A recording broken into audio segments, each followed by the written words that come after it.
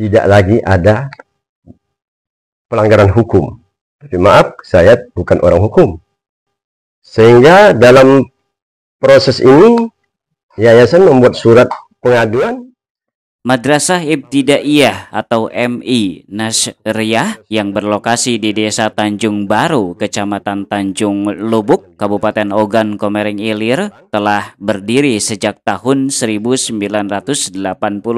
Lembaga pendidikan ini bernaung di bawah sebuah yayasan dan pada masa-masa awalnya sekolah ini beroperasi dengan sarana prasarana yang sangat terbatas. Selama 2 dekade awal berdirinya, jumlah siswa di MI Nasriyah hanya mencapai 18 orang. Dengan tenaga pengajar sebanyak 4 guru. Kondisi bangunan saat itu pun dinilai jauh dari kata layak. Guna menyelamatkan keberlangsungan lembaga pendidikan tersebut, pada tahun 2005, Kementerian Agama Kabupaten Oki menunjuk Abdul Qadir sebagai kepala sekolah. Di bawah kepemimpinannya, MI Nasriyah mengalami kemajuan yang signifikan. Dalam kurun waktu beberapa tahun, jumlah siswa meningkat drastis menjadi 302 orang dan jumlah guru bertambah menjadi 12 orang. Infrastruktur sekolah pun diperbaiki hingga memenuhi standar kelayakan pendidikan. Perubahan ini menjadi bukti nyata dari dedikasi dan kepemimpinan Abdul Qadir. Namun, di balik keberhasilan tersebut, muncul dinamika internal yang cukup mengejutkan. Belakangan ini, Abdul Qadir menghadapi tekanan dari sejumlah pihak dalam pengurusan yayasan. Oknum yang diduga berinisial JS disebut sebagai aktor utama dalam upaya melengsarkan Abdul Qadir dari jabatannya sebagai kepala sekolah. Beberapa tuduhan dilontarkan untuk mendiskreditkan nama baik Abdul Qadir. Antara lain, adanya permintaan dari pihak yayasan melalui JS agar Abdul Qadir memberikan sebagian dana BOS. Kemudian upaya penghasutan terhadap para guru untuk membuat laporan bahwa Abdul Qadir menerima imbalan terkait pengurusan formasi P3K. Kemudian yang ketiga, klaim bahwa tanah tempat berdirinya sekolah merupakan milik yayasan. Menanggapi tudingan tersebut, Siti Aisyah, perwakilan dari LSM Libra Indonesia, menyatakan kepada sejumlah media bahwa benar telah terjadi permintaan jatah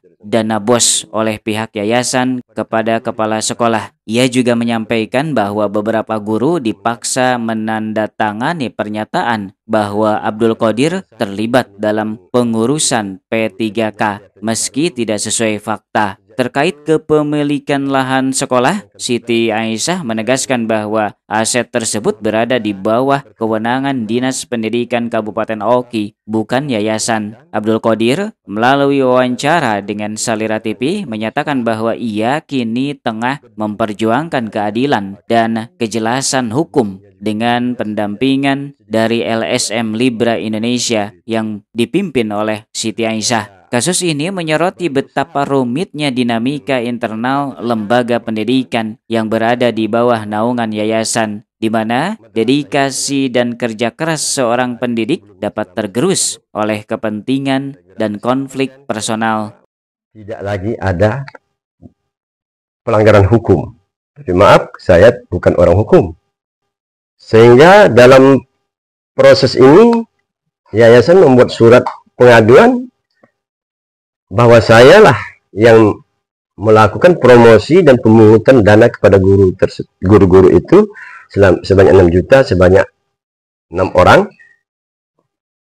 Sehingga saya dilaporkan ke Kemenak Kabupaten Oki dan kami sudah diminta keterangan oleh Kemenak masing-masing 6 guru, dan saya dalam BAP tersebut saya jelas dia bersalah karena dari pernyataan guru tersebut.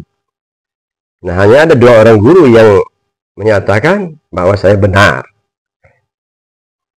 memungut uang 6 juta tersebut dan semuanya atas dasar promosi dan permintaan saya. Lalu kepada Ketua LSM Libra, saya mohon hal ini diklarifikasi karena ini termasuk fitnah terhadap diri saya. Sesuatu yang saya tidak kerjakan, tapi dibuat oleh yayasan dalam surat pengaduan yang sepihak. Mengapa dikatakan sepihak? Karena ada sebagian guru yang tidak ikut tanda tangan, diikut sertakan, dan ada tanda tangan yang palsu ini. Sepertinya dipalsukan atas nama Ibu Lokon pada agenda kehadiran rapat yang disebut sebagai rapat.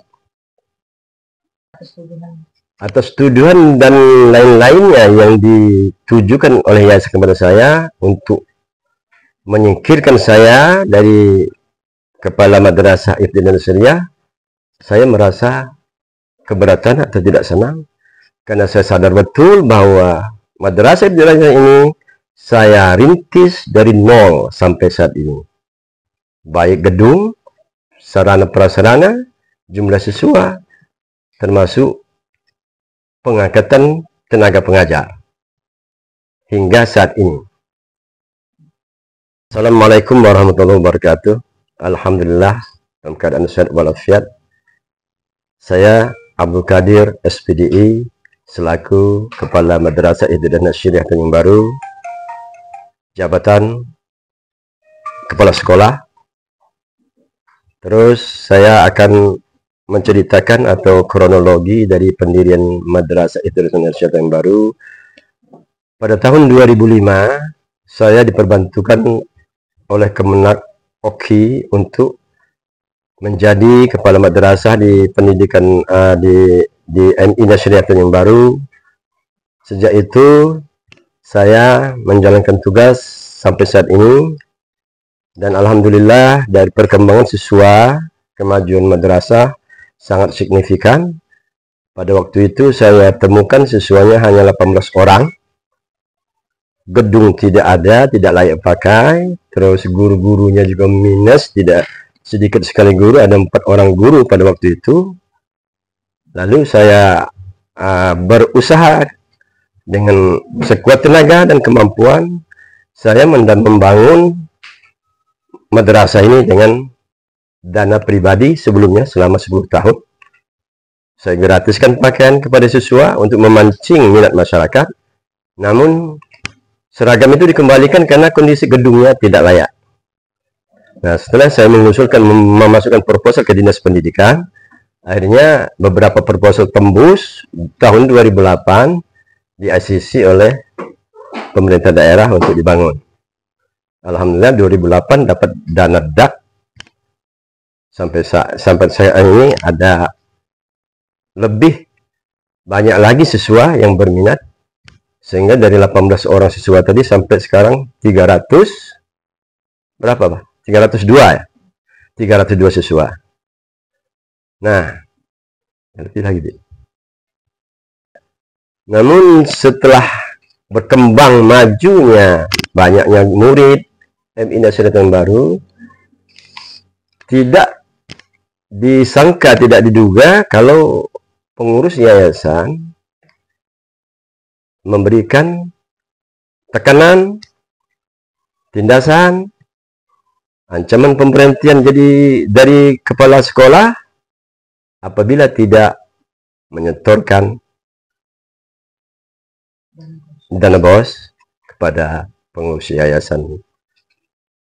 Terpaksa saya berikan karena saya merasa bahwa itu memang yayasan mereka atau ya aset mereka. Walaupun di ujung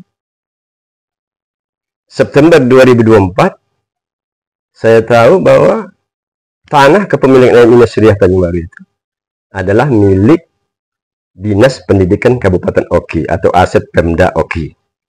Terbukti dengan saya ambil surat tanah kepemilikan dari Kepala SD Negeri Tanjung Baru, Pak Hasan Husin. Nah, lalu yayasan tetap ngotot bahwasanya katanya tetap milik yayasan tanah ini. Namun mereka tidak dapat membuktikan surat tanah atau sertifikat dan lain-lain yang menunjukkan bahwa aset ini adalah milik yayasan sepenuhnya. Terus selanjutnya kepada seluruh guru, tenaga kependidikan, merasa resah karena diancam mau diberhentikan, mau diganti, mau dimutasi karena tidak transparan dalam hal penggunaan dana BOS dan lain sebagainya. Padahal untuk setoran yayasan saja itu sudah repot kami untuk melaporkan anak SPJ BOS. Nah, lalu keresahan-keresahan pada guru inilah yang membuat sekolah sekarang sejak September 2004 tidak nyaman. Terus harapan saya kepada Ketua LSM Libra Sumatera Selatan, dalam hal ini Ibu Siti Aisyah, mohon untuk dibantu pada jalur hukum.